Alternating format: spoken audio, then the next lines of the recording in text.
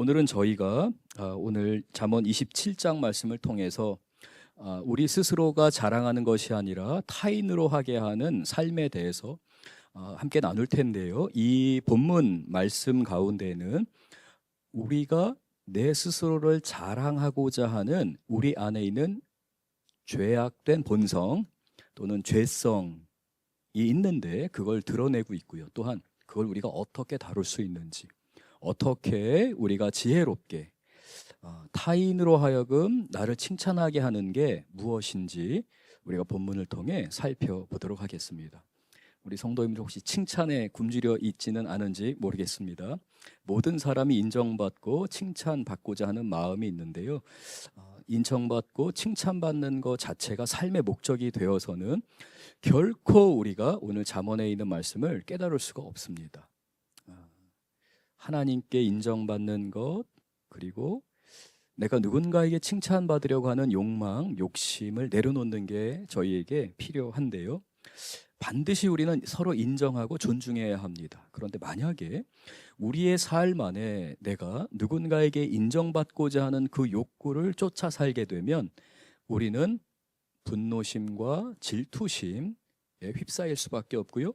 비교의식 가운데서 결코 만족한 삶을 살 수 없게 됩니다. 먼저 오늘 본문 1절과 2절 말씀 이렇게 기록되어 있습니다. 너는 내일 일을 자랑하지 말라. 하루 동안에 무슨 일이 일어날는지 내가 알 수 없음이니라. 2절 타인이 너를 칭찬하게 하고 내 입으로는 하지 말며. 여기에서 강조점은, 방점은 내 입으로 하지 말라라는 데 있습니다. 칭찬을 하고자 하는 그 욕구는 사실 우리 안에 있는 어떠한 잘못된 욕심, 잘못된 갈망으로부터 나오게 되는데 이 부분에 대해서는 입을 굳게 다물어야 한다라고 말씀합니다. 외인이 너를 칭찬하게 하고 내 입술로는 하지 말지니라. 저희가 잠언 25장 시작할 때에 이 잠언 25장부터 29장은 히스기야 때에 솔로몬의 잠언을 정리한 말씀입니다 라고 말씀을 드렸고, 그 당시 히스기야 왕 당시의 역사적인 배경을 소개해 드렸었습니다. 물론 우리가 잘 기억하지 못하는 게 정상입니다. 그래서 제가 잠깐 간략하게 한 번 더 설명을 드리도록 하겠습니다. 히스기야 왕 당시는 북이스라엘이 아수르에 의해서 점령을 당하게 됩니다. 많은 피난민들이 북이스라엘로부터 남유다로 피신해 오게 되었습니다. 공동체 안에 위기가 있었고요. 그래서 잠언 말씀을 통해서, 잠언의 설교를 통해서 그 공동체가 하나님의 말씀에 붙들림 바 되고자 하는 히스기야 왕과 지혜자들의 노력이 있었고요. 성령 하나님께서 그 역사적인 상황 가운데서 잠언의 말씀을 25장부터 29장까지를 정리해 주셨습니다. 그런데 얼마 시간이 지나지 않아서 북이스라엘을 점령한 아수르 제국이 남유다까지 공격해 오게 됩니다. 굉장히 큰 위기가 닥친 상황이었습니다. 히스기야 왕과 이스라엘 백성들은 금식을 선포합니다. 하나님 앞에 부르짖고자 합니다. 열심을 다해서 주님께 기도하고 주님의 도우심을 구했습니다. 하나님께서 선지자를 통해서 이 전쟁이 하나님의 전쟁이라고 말씀하셨고, 아수르의 군대가 18만 5천 명이 하루아침에 하나님의 징계로 인해서 모두 전멸하게 됩니다. 그리고 아수르의 사네립은 본국으로 돌아가게 되고 본국에 머물러 있는 동안에 그 아들과 신하들에 의해서 암살을 당하게 됩니다. 아수르 제국의 사네립이 암살을 당함으로 인해서 이 아수르 제국은, 그 강대국이었던 아수르 제국이 순식간에 무너지게 됩니다. 그 당시에 저 동쪽에서는 바벨론 제국이 이제 막 제국으로서의 위용을 갖추고 있었습니다. 바벨론 제국은 그 아수르 제국이 그 조그마한 나라 남유다를 침공해 갖고 18만 5천 명이 순식간에 죽어버리게 되고, 사네립은 본국에 돌아가서 암살을 당하여 아수르 제국이 이제 위기 가운데 있고, 바벨론 제국은 이제 아수르를 무혈 입성할 수 있는 상황이 된 겁니다. 제국의 패권이 아수르에서 바벨론으로 넘어가는 시기였습니다. 그때 이 바벨론 제국은 도대체 남유다에서 무슨 일이 있었기에 18만 5천 명이 하루아침에 순식간에 죽었나? 라고 하며 사절단을 보내게 됩니다. 히스기야 왕은 그 사절단을 맞이하며 왕궁의 모든 것을 보여주고 심지어는 성전까지도 보여줍니다. 왜요? 자랑하고 싶었거든요. 우리가 기도함으로 이러한 일도 했습니다. 기도했지만 저는 당시의 왕이었고 제가 이 일들을 이루었습니다 라고 하며 히스기야 왕은 하나님께 묻지도 않고 하나님이 주신 승리와 전쟁에서 얻어낸 그 모든 성과를 마치 자신의 것인 양 왕국을 다 보여주고 성전까지도 보여주게 됩니다. 18만 5천 명을 모두 다 하나님이 죽이신 이후에 많은 전리품을 얻게 되었습니다. 순식간에 남유다는 약소국에서 부유한 나라, 부강한 나라가 된 거예요. 그 수많은 엄청난 군대가 남기고 간 전쟁 물자로 인해서 남유다는 풍성해지게 된 겁니다. 히스기야 왕은 그걸 자랑하고 싶었습니다. 그때 하나님께서 히스기야 왕을 치시게 됩니다. 네가 이제 죽게 되리라. 얼마 살지 못하게 된다. 그때 히스기야 왕이 하나님 앞에 회개하며 주님 앞에 살려달라고 간구하죠. 그때 하나님께서 히스기야 왕에게 다시 한번 긍휼과 은혜를 베풀어 주십니다. 이 역사적인 사건과 배경 가운데서 히스기야 왕은 그 잠언을 기록하는 하나님의 사람들을 통해서 오늘 잠언 27장 1절과 2절의 말씀이 바로 자신의 말이며 또한 하나님의 백성은 마땅히 어떻게 살아야 되는지에 대해서 이야기하고 있습니다. 제가 20대 초반에 선교사로 이제 헌신을 하고 연애하고 결혼을 하고 자녀를 이제 낳게 되었습니다. 부모님이 나름 많은 뭐 유산이나 또는 많은 재산을 조금은 아니죠. 사실 그 당시로 비교하면 저희 부모님이 저에게 해주실 수 있는 정말 제가 감당할 수 없는 큰 은혜를 베풀어 주셨습니다.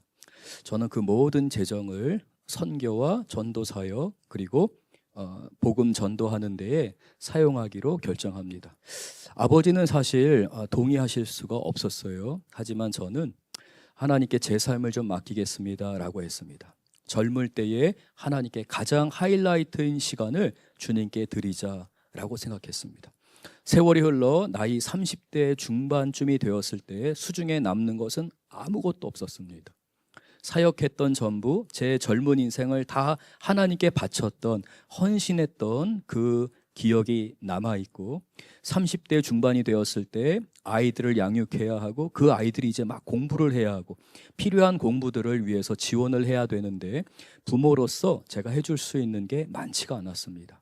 그럼에도 불구하고 아내와 저는 기쁘게 하나님을 섬겼습니다. 마음으로는 힘들었습니다. 경제적으로는 매일마다 하루하루 그리고 매달을 위기를 겪으면서도 공급하시는 하나님을 경험했습니다. 그렇게 사역을 하다가 40대 중반 한 10년 정도가 흘렀을 때에 미국에서 목회를 할 때에 하나님의 도우심으로 인해서 저희가 태어나서 처음으로 저희 이름 사실은 그 전에 이제 아버지가 물려주셨던 뭐 아파트도 있고 했지만 이제 선교하면서 다 이제 그냥 다 날려 먹은 거죠. 그렇게 이제 다 이제 쓰고 아무것도 없는 줄 알았는데 40대 중반에 하나님께서 저의 명의로 된 미국에서 이제 지낼 수 있는 자그마한 집을 주셨습니다. 그 집을 갖고 제 마음에 이런 마음이 들었습니다. 주변에 있는 사람 다 초대해서 우리 집 좀 보여줘야지. 이런 마음이 제 안에 들었습니다. 아마 이 마음은 우리 모든 성도님들이 그토록 원했던 새 차나 새 집이나 아니면 내가 하고 싶었던 일이나 우리 아이들을 위해서 기도했던 것이 이루어지거나 그것이 학교이든지 직장이든지 하나님이 응답해 주실 때 아마 우리 성도님들 그 벅차오르는 기쁜 마음으로 누군가에게 좀 보여주고 싶은 마음이 아마 다 있을 겁니다. 이게 인지상정입니다. 우리들 마음 안에 그러한 마음들이 있죠. 누군가에게 무엇을 자랑할 때에 그것을 들어줄 수 있는 친구가 있다는 건 참 기쁜 일입니다. 제가 이제 초대를 해서 하나님이 이런 일을 행하셨습니다 이렇게 쭉 얘기하는데 제가 아차 싶은 순간이 있었습니다. 초대했던 제 친구들 가운데는 그 모든 친구들이, 함께 동역했던 그 모든 친구들이 너무너무 축복해줬어요. 기쁘겠다, 좋겠다라고 말해줬어요. 근데 그 친구들 가운데는 여전히 집도 없고 머물 곳도 없이 하나님이 가라고 하시면 가고 포기하라고 하시면 포기하는 선교사 친구들이 있었습니다. 아차, 내가 생각이 짧았구나. 물론 친구들을 대접하고 언제든지 우리 집에서 머물 수 있는 게스트룸을 준비하고 섬길 수 있는 게 좋은 거죠. 하지만 제 마음 깊은 곳에 이제 나에게 이게 생겼구나 라고 하는 어떠한 안도감과 함께 좀 누군가에게 보여주고 싶은 마음들이 있었던 것이 사실입니다. 이게 우리의 삶에서 굉장히 위험한 마음이다. 모든 사람이 그런 마음을 갖고 있는데 이 마음이 자라게 되면, 이 마음이 우리의 생각이나 우리의 사고를 지배하게 되면 우리 안에 투기심과 분노가 자리를 잡게 되고, 그 투기심과 분노는 우리의 삶을 피폐하게 만드는 요소가 되거든요. 그래서 하나님께서는 내 입으로 자랑하지 말고 주변 사람들, 친구들, 그 밖에 사람들로 자랑하게 하라라는 이 말은, 자랑하고 싶은 것, 드러내고 싶은 것이 있지만 그것을 하지 말아야 되는 이유, 그걸 하지 않는 훈련을 해야 되는 이유는 우리 안에 있는 비교의식과 분노와 투기심을 다뤄야 하기 때문에 하나님께서 그것을 자랑하지 말라라고 하셨던 것입니다. 실제로 그 역사적인 배경 가운데서 히스기야 왕은 그로 인해서 그의 실수, 그의 교만, 그의 자랑하고자 하는 마음으로 인해서 남유다는 결국 그 사절단으로 왔던 바벨론에 의해서 멸망을 당하게 됩니다. 물론 하나님께서 그 역사의 순간에 바벨론을 하나님의 채찍, 하나님의 도구로 사용하셔서 이스라엘 백성들을 훈육하신 거죠. 징계하신 거죠. 하지만 그럼에도 불구하고 우리가 깨달아야 되는 것 중에 하나는, 자랑하고자 하는 마음이 우리 안에 그대로 머물도록 다루게 되면, 우리가 이걸 당연한 것으로 받아들이게 되면 분노, 비교의식, 투기심으로 인해서 우리의 삶 자체가 협소해질 수밖에 없다는 것을 우리 성도님들은 저와 함께 깨닫고, 이 잠언의 말씀, 우리가 주님을 따라가고 주님의 마음을 배운다는 것은 우리가 스스로에게 하고 싶은 것, 어쩌면 당연하게 여길 수 있는 것조차도 통제해야 하고 훈련해야 되는구나 라는 것을 깨닫게 되실 줄로 믿습니다. 다시 한번 2절 말씀을 보겠습니다. 타인이 너를 칭찬하게 하고 내 입으로는 하지 말며, 외인이 너를 칭찬하게 하고 내 입술로는 하지 말지니라.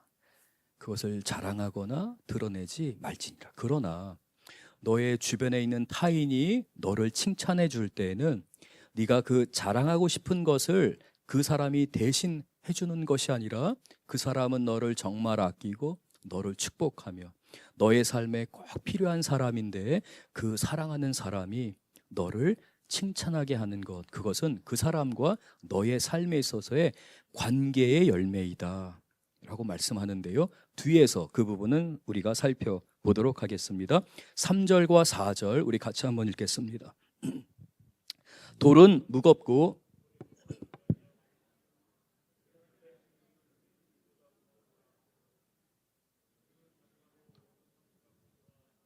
투기 앞에야 누가 서리요.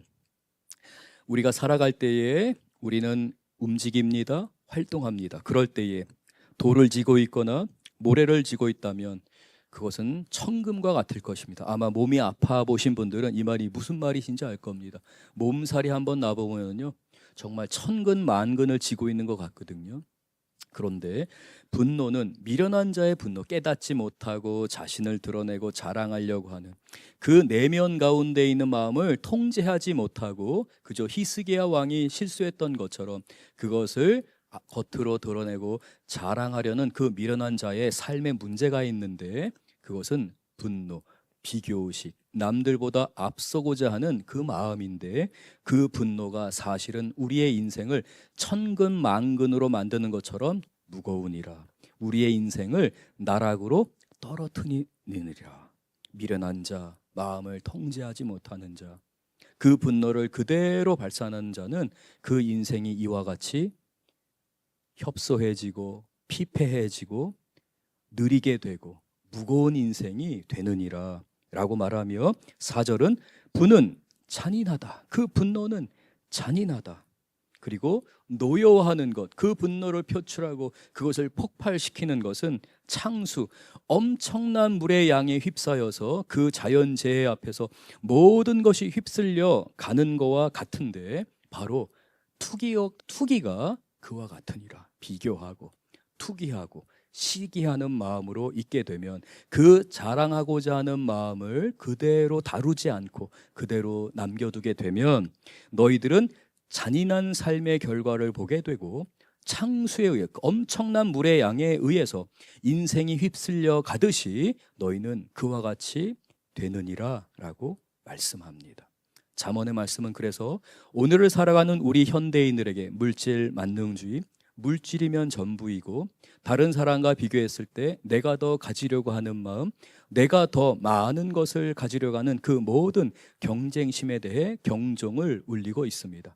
하나님이 기뻐하시는 삶이 아니라는 것이죠. 교회 안에 교회가 하나님이 맡겨주신 것 가운데서 늘 좋은 열매, 풍성한 열매, 아름다운 열매를 맺는 것은 큰 축복입니다. 우리의 삶도 마찬가지입니다. 우리가 학교에서 우리 아이들이 또는 우리 스스로가 우리 청년들이 공부할 때나 직장을 준비할 때 남들보다 앞서가고 남들보다 더 많은 성과를 내는 것, 우리 성도님들이 직장 생활을 하고 비즈니스를 하면서 다른 옆 가게보다 더 많이 벌고 더 많이 성과를 내는 것 굉장히 좋은 것입니다. 하지만 교회 사역이든지 개인의 삶에 있어서든지 그 넘치는 재물을, 그 넘치는 열매를 수용할 만한 그릇이 되지 않게 되면 오히려 그러한 성과들이 우리가 그렇게 누리는 것들이 히스기야 왕이 마치 하나님이 주셨음에도 불구하고 자신의 것인 줄 알고 드러내고 자랑하고 우리는 이래. 심지어는 교회도 그러죠. 우리 교회는 너희 교회보다 이런 것도 있어. 우리 교회는 너희 교회보다 이런 것도 할 수 있어. 너희 교회보다 우리는 인원으로서도 이럴 수 있어 라고 하는 영적인 교만함 가운데 우리가 빠져 있을 수 있게 됩니다. 하나님은 그러한 성도의 삶을 원하시지 않습니다. 잠언의 말씀에서 항상 강조하듯이 부유함과 풍성한 열매는 우리를 따라오게 돼 있습니다. 우리가 준비할 때, 우리가 그릇이 될 때 하나님 그걸 부어주세요. 세상은 반대죠. 부유함이든 풍성함이든지 그걸 쫓게 만드는 것이 세상의 원칙입니다. 그래서 투기심, 비교의식, 분노에 휩싸여서 그 세 가지에 휩싸여서 살아가게 되는데 그렇게 되면 반드시 히스기야 왕과 같은 그러한 실수를 범하게 되느니라 라고 오늘 잠언이 우리에게 말씀하는 것입니다. 그러므로 우리는 항상 하나님의 사람에 의해서 귀를 기울여야 합니다. 때로는 책망받는 것도 감수해야 합니다. 제가 이민 목회를 하고 제가 30대 중반부터 담임 목사 또는 선교단체에서 책임자를 했습니다. 제 위로 권위자가 별로 없었습니다. 이 말은 한편으로는 모든 걸 제가 책임지고 결정해야 되는 것을 말하는 거고요. 한편으로는 권위자가 없기 때문에 제가 그 모든 사람들에게 권위를 행사할 수 있는 자리이기도 합니다. 준비되지 않으면 굉장히 위험한 자리인 거죠. 그리고 제가 우리 성도님들의 부르심, 하나님의 부르심을 따라 석천제일교회에 이제 동사목사로 작년 2월 첫 주부터 섬기게 됐습니다. 작년에도 제가 한번 설교를 드렸었는데요. 제가 오랜만에 제 위에 권위자가 계신 상태를 경험하게 되는 거예요. 계속 책임자나 담임 목사로 있다가 담임 목사님을 모시고 성도님들을 목회하는 자리에 있게 됐는데요. 사실 한국은 시간적으로나 육체적으로 해야 할 일이 미국보다 한 3~4배는 많은 것 같아요. 가끔 생각나요. 내가 미국에서는 이때 이러한 개인 시간도 보내고 이렇게 했는데 라고, 그거를 생각도 못할 만큼 바빠요. 한국은 정말 많은 일들 순간순간 계속해서 해야 되는 일들, 오늘 이렇게 설교 준비하면 또 내일 거 설교 준비하고 신방 준비하고 해야 되는 일들이 끊임없이 있어요. 정신이 하나도 없고요. 육체적으로 말씀드린 것처럼 한 3~4배는 많이 사역하는 것 같아요. 근데 마음은 정서적으로는 너무 편해요. 왜요? 제 위에 권위자가 계시기 때문에, 담임 목사님이 다 책임져 주시기 때문에. 제 책임이 아니거든요.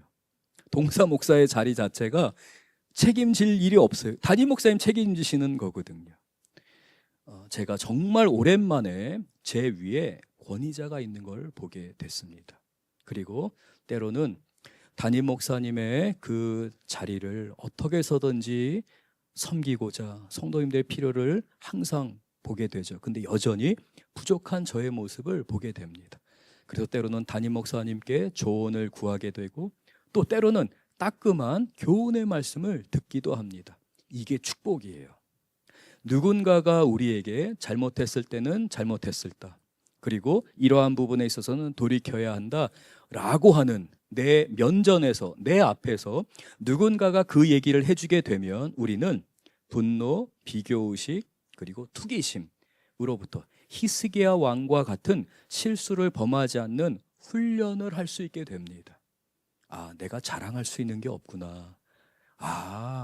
담임 목사님이 든든하게 우산이 되어 주시니까 내가 이렇게 사역을 할 수 있는 거구나. 항상 겸손한 자리, 은혜를 사모하는 자리에 있게 되는 거죠. 이렇게 누군가가 우리의 얼굴 앞에서, 면전에서 하나님의 선한 충고를 줄 수 있다면 그 인생은 굉장히 큰 축복이라고 할 수 있습니다. 바로 그 말씀이 5절과 6절에 나옵니다. 5절 먼저 우리가 같이 한번 읽겠습니다. 5절입니다. 면책은 숨은 사랑보다 나으니라. 면책, 바로 얼굴 앞에서, 바로 얼굴에다 대고 책망해야 될 것, 교훈받아야 될 것을 따끔하게 혼내주는 겁니다. 정말 사랑하는 마음으로. 이 면책은 숨은 사랑보다도 좋은 겁니다. 감춰져 있는 거, 아무 말도 하지 않은 것이 아니라 그 사람을 정말 아끼는 마음으로 따끔하게 한마디를 하는 게 굉장히 큰 축복인 거죠. 우리 사랑하는 성도님들, 하나님의 일을 섬길 때에, 주님 앞에 나아갈 때에 여러분이 누군가에게 그러한 책망이나 그러한 교훈을 들을 수 있다면 그건 굉장히 큰 축복이고요. 만약에 여러분의 육신의 본성을 따라간다면 그거 다 거부할 겁니다. 이거 듣기 싫어, 듣지 말아야지 라고 하는 게 우리 죄악된 우리 육체, 우리 본성이 원하는 것입니다. 근데 하나님은 우리를 살리실 때에는 언제나 우리에게 권위자를 주시고 따끔한 말을 들을 수 있도록 은혜를 주십니다. 오해하지 마세요. 면책은 사랑하는 마음으로 단번에 그 말을 전하는 것이에요. 잔소리가 아닙니다. 잔소리, 똑같은 말 계속하는 거 있잖아요. 그런데 잔소리의 특징이 있죠. 듣고 보면 다 옳은 말인데 듣고 나면 기분이 굉장히 나쁜 거, 이게 이제 잔소리의 특징입니다. 엄마와 선생님들의 잔소리의 공통점이죠. 틀린 말 하나도 없습니다. 다 맞는 말이에요. 근데 기분 무지하게 나빠요. 이 잔소리는 면책이 아닙니다. 이 면책은 숨은 사랑보다 나으니라. 그래서 6절 우리 같이 한번 읽겠습니다. 친구의 아픈 책망은 충직으로 말미암는 것이나 원수의 잦은 입맞춤은 거짓에서 난 것이니라. 너무 우리를 달콤하게 하고 너무 우리에게 대해서 입맞추듯이 하는 말, 정말 우리의 삶에 도움이 안 되는 말, 그저 잠깐 그 상황을 무마시키고 덮는 말, 이것은 우리의 삶에 도움이 안 됩니다. 사탄이 교묘하게 사용하는 방법일 수 있어요. 이러한 원수의 입맞춤에 익숙해지게 되면 직장 생활이든 우리가 살아가는 사회생활 모든 것 가운데서 말씀드린 것처럼 우리가 통제되지 않기 때문에 분노, 비교의식, 투기심이 우리의 삶을 휩싸게 되고 히스기야 왕의 결론을 마주하게 됩니다. 그래서 우리가 영적으로 깨어 있어야 합니다. 내 삶에 지금 어떤 일이 일어나는지, 혹시 히스기야 왕과 같은 이러한 결과가 조금이라도 보인다면 우리는 하나님 앞에 듣기로 결정하고, 정말 나를 사랑하고 정말 나를 아껴줄 수 있는 친구의 아픈 책망은 너무 듣기 힘들어요. 그런데 그 아픈 책망이 오히려 나를 살려줍니다. 나의 분노, 나의 투기심, 나의 비교의식을 다룰 수 있도록 인도해 줍니다. 이 분노와 투기심 그리고 이 비교의식은 아주 굉장히 두껍게 우리의 방어 기제로 자리를 잡고 있습니다. 우리의 속사람을 하나님 앞에서 그대로 드러내야 되는데 꽁꽁 내 자아를 숨겨두려고 하는 세 가지 아주 나쁜 두꺼운 갑옷과 같은 것들입니다. 내 감정 안에서의 분노하는 것, 비교하는 것, 이 투기심은 그래서 결코 우리에게 도움이 되지 않습니다. 정말 사랑하는 사람으로 인해서 충직한 마음으로 주는 그러한 귀한 사람들이 우리 성도님들의 삶에 있기를 간절히 바랍니다. 시간이 지났기 때문에 그렇다면 우리가 이러한 사람을 어떻게 얻는가? 하나님께서는 이 잠언을 통해서 히스기야 왕과 같은 실수를 범하지 않도록 우리가 분노, 비교의식, 투기심을 다루기 위해 충직한 친구, 내 마음을 아프게 하지만 정말 충직하게 하는 그 사람이 있어야 하는데, 그것을 우리가 어떻게 누릴 수 있는가, 어떻게 그러한 환경을 만들 수 있는가에 대해서 말씀하는데요. 먼저 우리가 7절과 8절을 좀 읽고 7절, 8절은 좀 넘어가도록 하겠습니다. 시간이 많이 부족하기 때문에 7절, 8절은 간단하게만 좀 말씀을 드릴게요. 같이 한번 읽겠습니다. 배부른 자는 꿀이라도 싫어하고 줄인 자에게는 쓴 것이라도 다니라. 고향을 떠나 유리하는 사람은 보금자리를 떠나 떠도는 새와 같으니라. 말씀드렸듯이 북이스라엘에서 남유다로 피난을 온 피난민들이 굉장히 많았습니다. 그래서 나그네의 삶을 살아야 하는 이민자와 같은 사람들이 남유다에 가득한 시기가 바로 히스기야 왕의 당시였습니다. 이때에 어떤 사람은 이 정도면 됐어, 나는 이렇게 살 거야 라고 하면 무슨 꿀을 주어도, 어떠한 달콤한 걸 줘도 그 사람은 원하지 않는다라는 겁니다. 교만함으로 가득하거나 자기 생각으로 가득하면 아무리 좋은 하나님의 말씀을 주더라도요 듣지를 못해요. 그러나 간절한 마음, 하나님을 간절히 사모하는 마음, 하나님 저 이렇게 살아서는 안 됩니다, 저 하나님 구해 주셔야 합니다, 저 하나님 앞에 배우고 싶습니다라는 그러한 간절한 마음이 있는 자는 쓴 것이라도 다니라. 징계하는 말, 책망하는 말조차도 아멘으로 받으면서 하나님, 제가 저 말이 너무 받아들이기 힘들고 제 자존심도 상하지만 제가 성장하는데 꼭 필요한 말입니다. 주님, 저 성장하게 해주세요. 마음 가운데 말씀에 대한 굶주림이 있으면 쓴 것이라도 달게 받느니라 라고 말씀하며, 떠도는 사람들을 돌보는 마음, 질투심이나 투기심이 아니라 사람을 긍휼히 여기고 사람을 소중히 여기는 마음을 갖는 게 굉장히 중요한 단계이다 라고 말합니다. 그래서 히스기야 왕과 같은 실수를 하지 않기 위해서는 사람을 소중히 여기는 마음을 가져야 합니다. 그래서 하나님이 교회를 만드신 거예요. 그래서 하나님이 우리를 홀로 신앙생활하지 않고 교회를 통해서, 수많은 문제들이 기독교 2000년의 역사 가운데 있었지만 하나님은 이 교회를 결코 포기하지 아니하시고 교회를 통해 하나님의 일꾼들을 세워가시는 겁니다. 계속해서 9절과 10절 우리 같이 한번 읽겠습니다. 기름과 향이 사람의 마음을 즐겁게 하나니 친구의 충성스러운 권고가 이와 같이 아름다우니라. 10절, 내 친구와 내 아비의 친구를 버리지 말며 내 환난 날에 형제의 집에 들어가지 말지어다. 가까운 이웃이 먼 형제보다 나으니라. 떠돌이 생활하는 나그네들이 있습니다. 사람을 소중히 여깁니다. 사람을 존중합니다. 부자이건 가난하건, 많이 배웠건 못 배웠건, 어떠한 형편에 있든지 그 사람을 소중히 여깁니다. 우리가 한 사람을 대할 때, 또는 내가 생각할 때에 세상적인 기준입니다. 저희들은 물론 우리 교회에서 그런 기준을 갖지 않지만 우리 안에 연약함이 있기 때문에 저 사람은 별로 소중하지 않은 것 같은데 라고 하는 그러한 대상이 만약에 저와 우리 성도님들에게 있다면 그분들을 대하는 우리의 태도에 따라서 우리가 분노, 비교의식, 투기심에 의해서 히스기야 왕의 실수의 길을 걸어가는지에 대해 분별할 수 있게 됩니다. 우리의 마음은 언제나 사람을 소중히 여기는 것 가운데 있어야 합니다. 우리와 함께하는 사람들, 우리와 함께 신앙생활로 함께 기도의 자리를 지켜주는 우리 성도님들, 우리 교사 선생님들, 교육전도사님들, 우리 장로님들, 권사님들이 얼마나 소중한 분들인지에 대해 우리는 생각해야 합니다. 그럴 때에 그 친구의 충고는 이와 같이 아름다우니라. 우리의 삶을 향기롭게 하고 안정감을 주느니라 라고 말하면서 10절 다시 한번 볼게요. 10절 말씀 보고 우리 말씀을 마치겠습니다. 10절입니다. 내 친구와 아비의 친구를 버리지 말며 3, 4대에 이르기까지 관계의 깊이 세대에서 세대로 걸쳐가는 그 관계가 형성되어 있는 가족들, 형제들, 친척들이 있을 줄 압니다. 특별히 우리 만수동에서 우리 주변에 있는 사람들 안에서 우리가 때로는 충고이든지 때로는 사람과 마음이 맞지를 않으면요, 마음의 문을 확 닫아버립니다.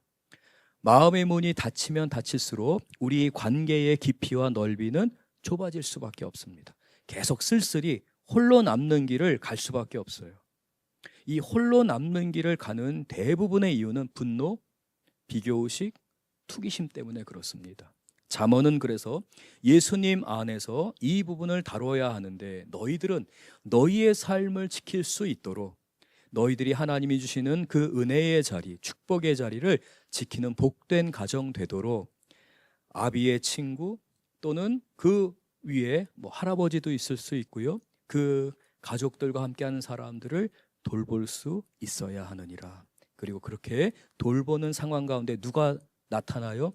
어떤 사람이 형성이 돼요? 그 관계, 그러한 3중 2중의 관계 안에서 나에게 충고해 줄 수 있는 사람이 나타나게 됩니다. 신뢰하는 사람, 나에게 따끔하게 말해 줄 수 있는 사람, 바로 그러한 관계를 형성하는 것이 하나님 나라의 지혜이니라.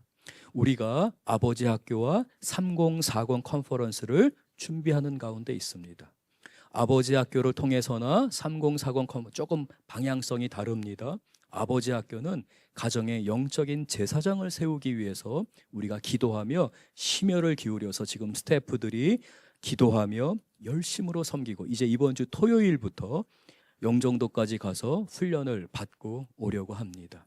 이 모든 과정에서 아버지의 역할, 영적인 제사장으로 세워지는 게 얼마나 중요한지를 우리는 깨닫게 되고 이 일을 지금 우리가 시작하게 되는데 이러한 관계, 이러한 상황들을 우리가 상황을 만들어감으로 인해서 오늘 잠언이 말씀하는 나에게 권위자가 세워지고 나에게 무엇인가 함부로 할 수 없는, 어쩌면 다른 사람들은 할 수 없는 그 말을 줄 때에 우리는 하나님 나라 안에서 나의 삶을 지키며 가족을 지킬 수 있게 됩니다. 이것이 지혜로운 자의 삶이니라. 오늘 말씀으로 우리가 아버지 학교와 3040 컨퍼런스를 특별히 하나님 이러한 지혜의 역사, 이러한 하나님의 사람들이 세워지는 우리 석천제일교회와 그리고 이 사역을 준비하는 모든 사역자들 되게 하여 주옵소서. 우리가 함께 기도할 때 주님께서 우리 기도에 응답해 주실 줄로 믿습니다. 우리 오늘 말씀 기억하면서 우리 함께 찬양하도록 하겠습니다. 우리 찬양하기 전에 먼저 말씀 가운데 우리 성도님들이 주님 앞에 간구하시면서 각자 오늘 말씀을 통해 주신 마음으로 하나님께 주님 고백하며 기도하겠습니다. 주 하나님 감사합니다. 영광 받으시며 오늘 말씀으로 우리의 삶을 지키시고 돌보시며 주님 안에서 성장하게 하여 주시옵소서. 하나님 우리가 지혜로운 삶을 살게 하시고 지혜롭게 우리의 관계와 우리 가정의 그 모든 울타리를 연결하고 도우며 성장하는 하나님의 사람들 되게 하여 주시옵소서. 우리 교우들을 존중하고 우리와 함께하는 사람들을 존중하는 마음을 허락하여 하나님, 우리는 때로 어렵고 힘든 상황 가운데서 우리를 지켜야 할 때가 있습니다. 하나님, 우리가 힘들 때가 있습니다. 그래서 도와주셔야 합니다. 인도해 주셔야 합니다. 우리 힘으로는 할 수 없기 때문에 우리가 상처받을 수밖에 없는 그러한 삶의 관계 안에서 우리는 지혜롭게 그러한 것들을 헤쳐나갈 수 없기 때문에 주님이 도와주셔야 합니다. 주님, 은혜를 허락하여 주시고 주님의 도우심을 구하며 나갈 때에 우리 하나님께서 우리 성도님들의 간구와 기도 가운데 역사하셔서 우리가 보이지 않는 곳에서 일하시는 하나님의 선한 손길을 경험하게 하여 주시옵소서. 우리 하나님의 은혜로 우리 성도님들 굳건히 붙들어 주시고 지혜롭게 하시고 지혜의 열매와 그 지혜의 관계가 깊어지게 하실 줄로 믿사옵나이다. 인도하여 주시옵소서.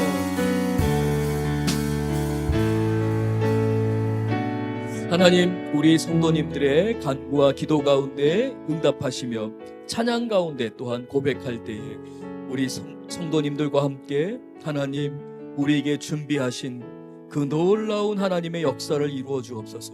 성령의 비를, 하나님이 준비하시는 우리 인생의 선물을 우리에게 허락하시옵소서. 우리가 사모합니다. 주님, 특별히 오늘 잠언의 말씀 하나님 앞에 사모하며 우리의 인생에 이루어지기를 소원하며 우리 자녀들의 삶에 우리 다음 세대들 자녀들이 지혜롭게 주님 앞에 살아가기를 소원하며 간구할 때에 응답하여 주시옵소서. 예수님 이름으로 기도드렸습니다. 다 같이 일어나서 함께 찬양하겠습니다. 가사를 우리 기도하는 심령으로 선포하면서 함께 찬양하겠습니다.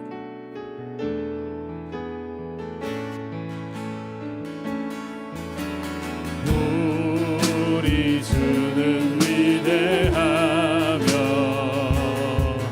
능력이 많으시도다. 주의 지혜 무궁하며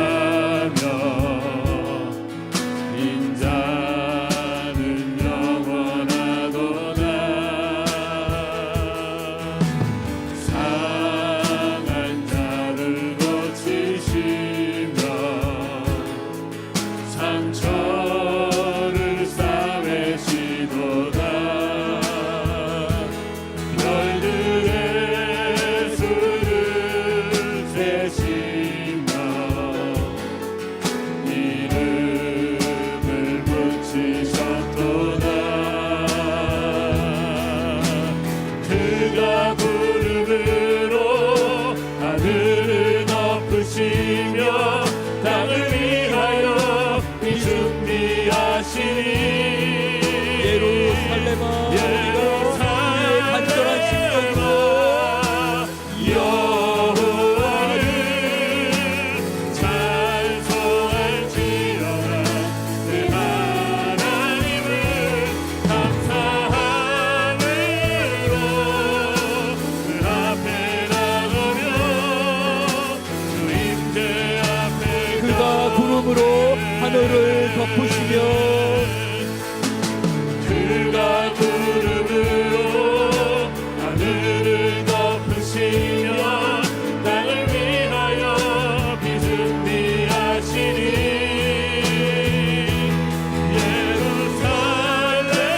예루살렘아 여호와를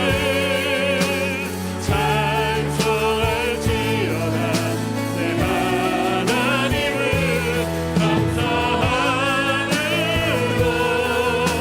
그 앞에 나가며 주 임재 앞에 예루살렘아, 간절한 마음으로 주님을 경배하고 주님을 찬양합니다. 여호와를 찬송할지어다. 내 하나님을 감사함으로 그 앞에 나가며 주 임재 앞에 한 번 더 합니다. 예루살렘아, 우리 가정이, 우리 교회가 하나님을 찬양합니다. 우리는 부족하지만 연약하지만 찬양할 때 역사하여 주시옵소서. 내 하나님을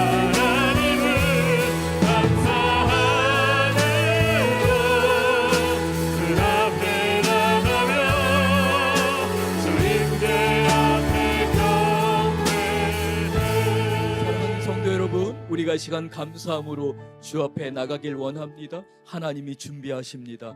하나님이 허락하십니다. 우리는 할 수 없는 그 일을 우리가 감사함으로 나가고 기도할 때 역사해 주십니다. 우리 각자의 기도 제목과 오늘 말씀 붙들고 한 번 더 간절히 부르짖으며 기도하겠습니다.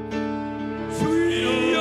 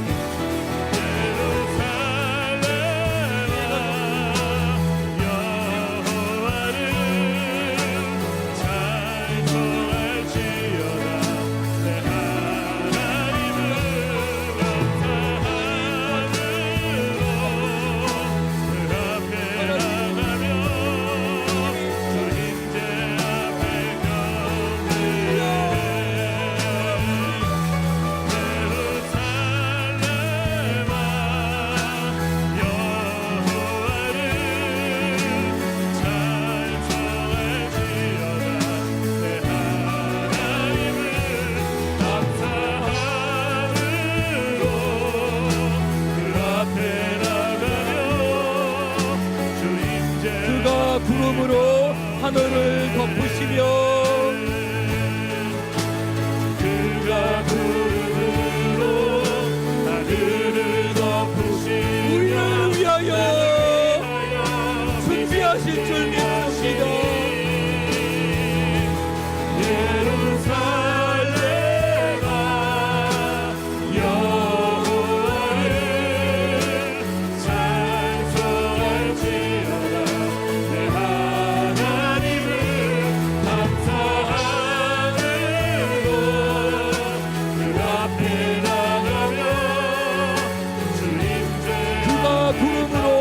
하늘을 덮으시며 그가 저와 여러분을 위해서 덮으시며 나를 위하여 준비하시니 우리 성도님들 가정과 우리 교회가 일어날 줄 믿습니다. 하나님을 찬양하오니 영광받아 주시옵소서. 임재하여 주시고 성령께서 만져오는 주시옵소서.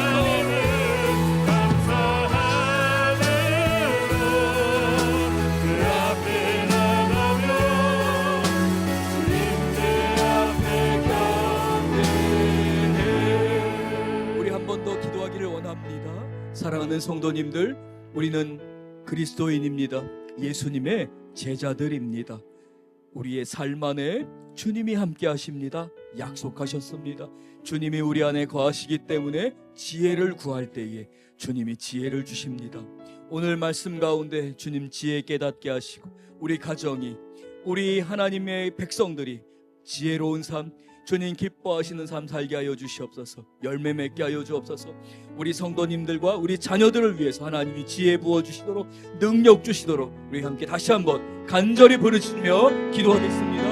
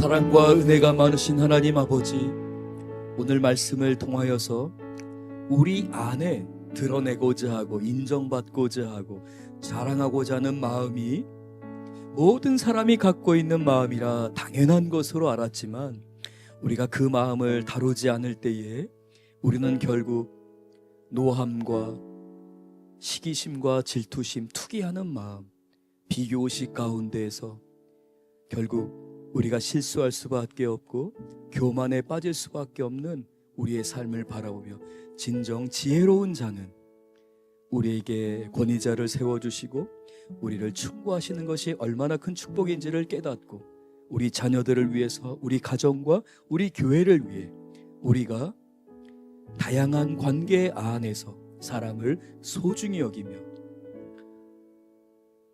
우리의 삶 안에 서로 존중하고 사랑하는 가운데에 충고할 수 있고 살려줄 수 있는 그러한 관계, 하나님, 그것이 참된 지혜임을 보게 됩니다. 하나님, 우리 성도님들의 가정에, 우리 성도님들의 삶에 상처를 주는 자들이 아니라 우리를 존중해주는 사람들, 우리를 아껴주는 사람들, 하나님, 그 귀한 관계가 2중 3중으로 형성돼서 우리 성도님들이 날마다 영적으로 보호받고 성장하게 하여 주시옵소서. 아멘. 예수님 이름으로 기도드렸습니다. 아멘. 이제는 우리 주 예수 그리스도의 은혜와 아버지 하나님의 사랑하심과 성령님의 감화 감동 교통 역사 위로하시는 은총이 내 스스로 자랑하려는 것이 아니라 나를 아껴주는 사람들, 나와 함께하는 사람들이 나에 대해서 고백하게 하는 것을 바라보며 훈련받고 지혜 얻기를 소원하는 귀한 성도님들 한 분 한 분과 그 가정과 일터와 사역 가운데, 그리고 우리 귀한 순덕학원과 석천제일교회 위에 이제로부터 영원히 함께 계시기를 간절히 축원하옵나이다. 아멘.